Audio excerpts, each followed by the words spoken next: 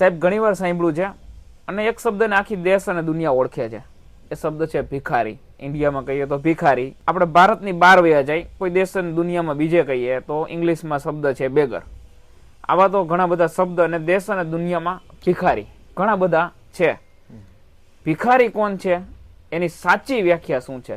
બરાબર છે. હવે આપણે ભારત દેશમાં આપણે જોઈએ છીએ કે લોકો જે માંગતા હોય એને આપણે ભિખારી કહીએ છીએ. બરાબર. આપણે મંદિરોમાં જોઈએ છીએ, કઈ શેરીઓમાં આપણે આવતા હોય છે, ઘરે ઘરે આવતા હોય છે, કોઈ પૈસા માંગતા હોય છે, તો એને આપણે ભિખારી કહીએ છીએ. બરાબર. તો ભિખારી આખી દુનિયામાં છે. બરાબર. સૌથી સમૃદ્ધ દેશો છે એમાં પણ ભિખારી છે. તો હવે લોકો કે છે કે ભાઈ જે માંગતા હોય ને ભિખારી કહેવાય. તો ભારત દેશમાં ઘણા બધા લોકો ભીખ માંગતા હોય છે મંદિરોમાં, ઘરે ઘરે આપણે વાત કરીએ પ્રમાણે.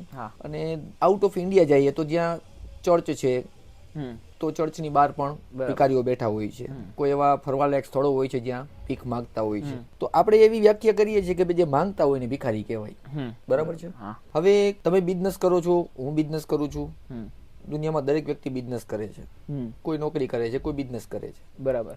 કે રોજીરોટી કમાવા માટે કંઈક ને કંઈક કાર્ય કરતા હોય છે. તો એક દ્રષ્ટિએ જુઓ તો એ એક પ્રકારનું બિઝનેસ છે. ભીખ માંગવી એક પ્રકારનું બિઝનેસ છે. ઓકે, એવું છે. એક પ્રકારનો બિઝનેસ ધંધો છે. ધંધો છે. ધંધો આપણે કઈ રીતે કહી શકાય?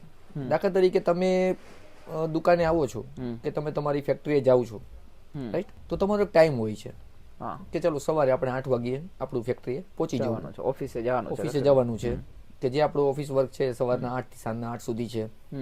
ફેક્ટરી ચલાવી છે તો સવારના 8 થી સાંજના 6-7 સુધી છે. બરાબર.